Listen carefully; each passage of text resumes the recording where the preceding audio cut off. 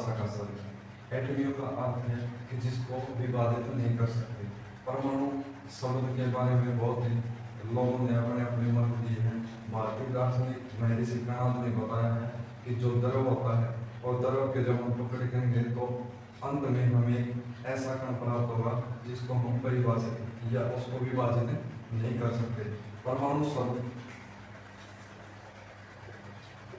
शब्द का अगर हम संधि विच्छेद करते हैं तो इसका अर्थ होता है कि परम प्लस में अणु। परम का मतलब होता है सबसे छोटे, सबसे छोटा, सबसे छोटा, और अणु का मतलब होगा कण, यानी वह सबसे छोटा कण जिसको हम विभाजित नहीं कर सकते, वह परमाणु है। और परमाणु के बारे में जॉन डाल्टन ने अपना सिद्धांत प्रतिपादित किया था 1808 में। सबसे पहले 1808 ईस्वी में जॉन डाल्टन नामक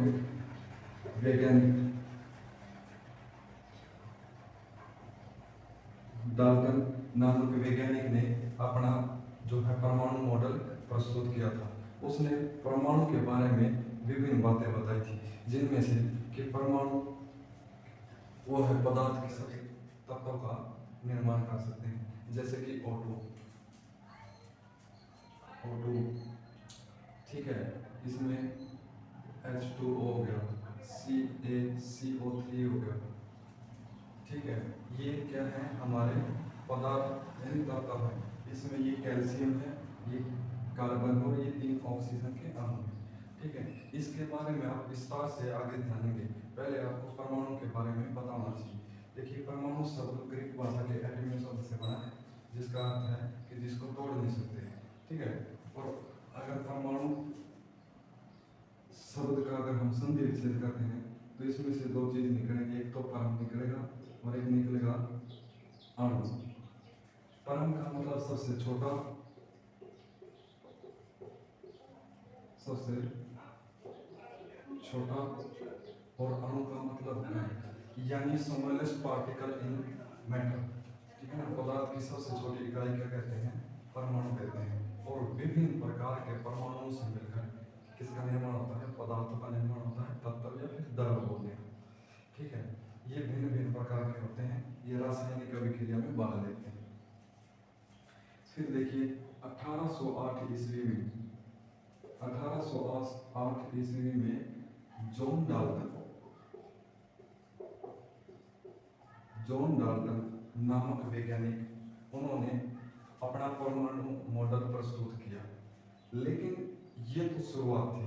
इससे पहले यानी आज से करीब 400 ईस्वी पूर्व हमारे भारतीय दार्शनिक महर्षि कणाद और काफी सारे दार्शनिक थे, उन्होंने पदार्थ के बारे में पहले बता दिया था कि पदार्थ, उनका कहना था कि जब एक लकड़ी के समान, जिस तरह एक लकड़ी को हम तोड़ते चलेंगे ना, तो उसका एक ऐसा कण हमें प्राप्त होगा जिसको हम विभाजित नहीं कर सकते।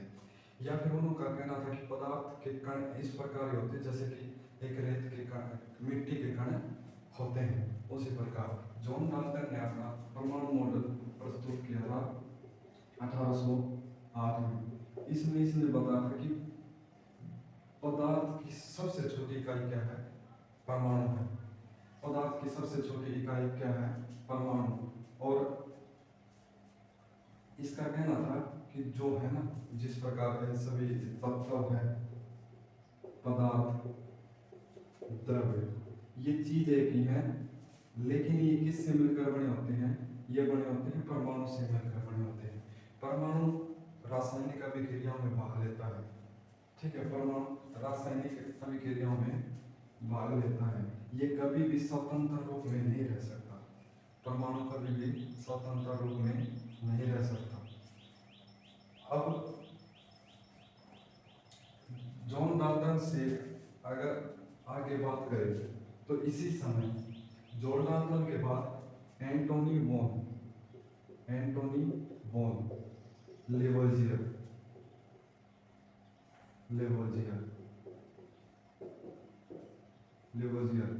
और प्राउस्ट, जे या फिर आप सीधा प्राउस्ट, इन दो व्यक्तियों ने प्रमुख अपने सिद्धांत या फिर हम बोले कि नियम दिए थे इनमें से एक था द्रव्यमान संरक्षण का नियम और एक शिथिल अनुपात का नियम।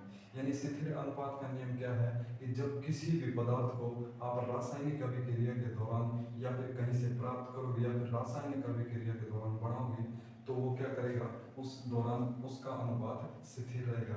इसमें हम द बेस्ट उदाहरण लेते हैं H2O।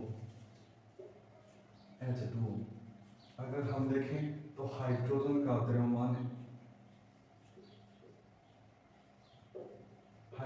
द्रव्यमान एक है, ठीक है। वहीं पर ऑक्सीजन का द्रव्यमान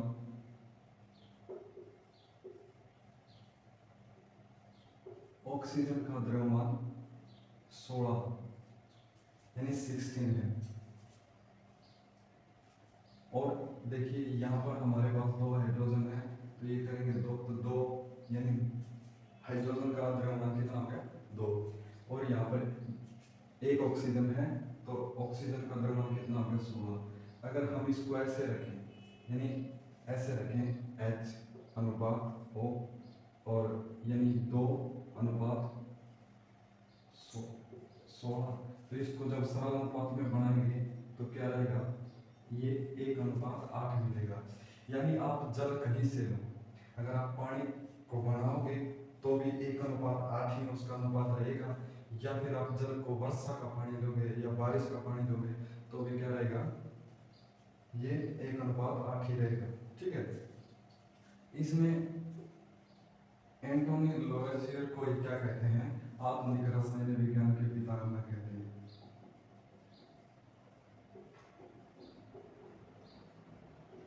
यानी फादर ऑफ केमिस्ट्री किसको कहते हैं, लेवेजियर को कहते हैं।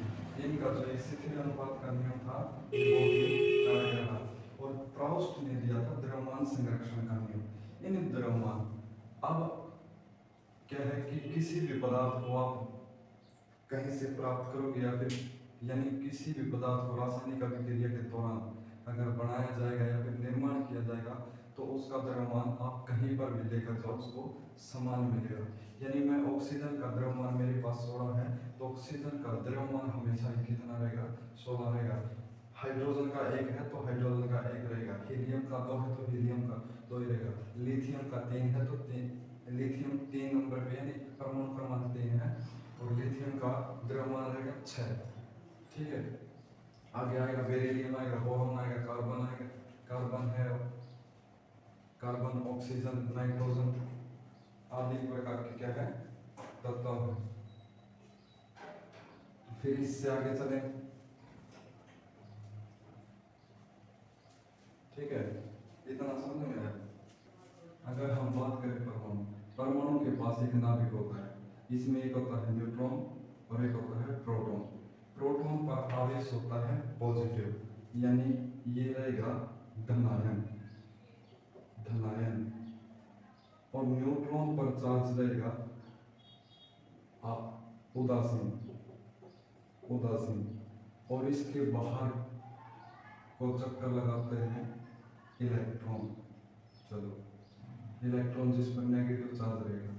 देखिए थोड़ा थोड़ा बताएंगे, लेकिन आगे देखो आप, इसको मैं सिर्फ ये बताना चाहता कि परमाणु, ये तो है परमाणु की नाभिक की त्रिज्या, परमाणु के नाभिक की त्रिज्या, इसको 10 की पावर -9, 10 की पावर -9, 10 की पावर -9 मीटर, ठीक है। यानी नाभिक की जो त्रिज्या है उसको 10 की पावर -9 मीटर में मापते हैं, ठीक है। अगर हम इसकी परमाणु की त्रिज्या मापे तो ये होती है 10 की पावर -10 मीटर होती है, ठीक है। परमाणु का आकार बहुत छोटा होता है। देखिए अगर आप देखो इसकी त्रिज्या देखो तो ये त्रिज्या है इसकी, यानी अगर मैं इसका एक चक्कर लगाऊंगा तो इधर ये त्रिज्या हो जाएगी, ठीक है।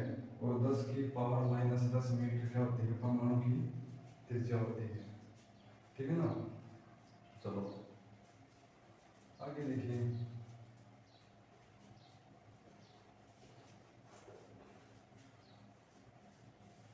परमाणु का आकार बहुत छोटा होता है, जिस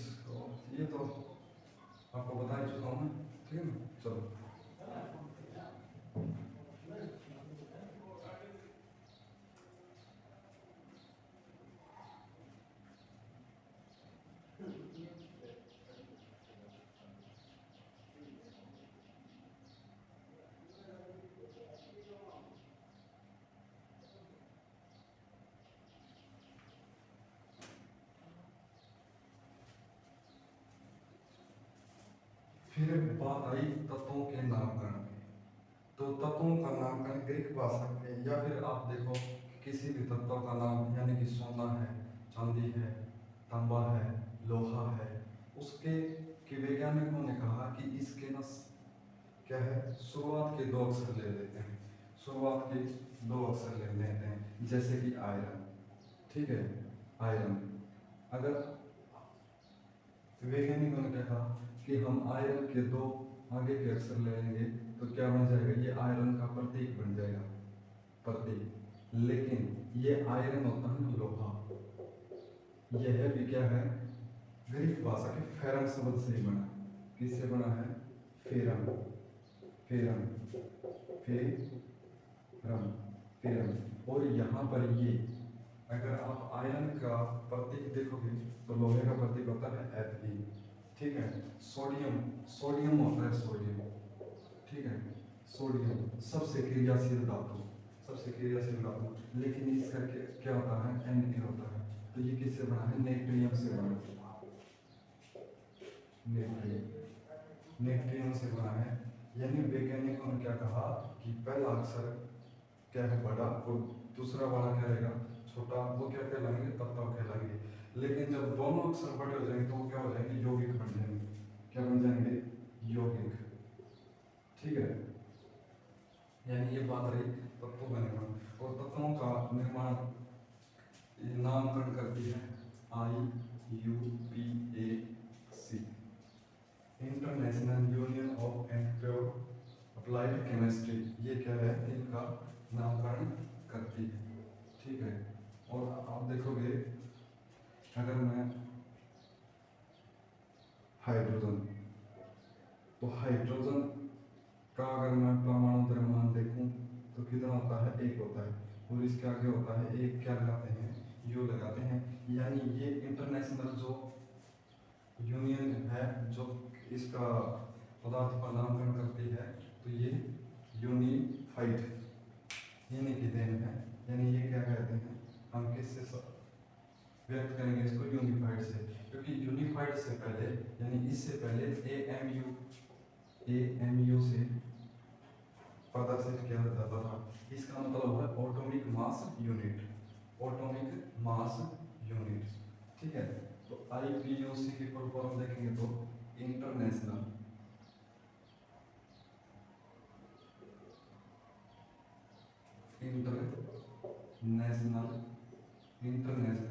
union of pure and applied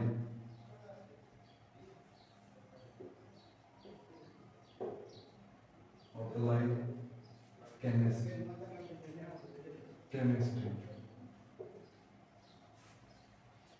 ये क्या करती है, तत्वों का नामकरण करती है। और अब तक ज्ञात तत्वों की संख्या कितनी है, 118। वर्तमान में कितनी है, 118 तत्व है।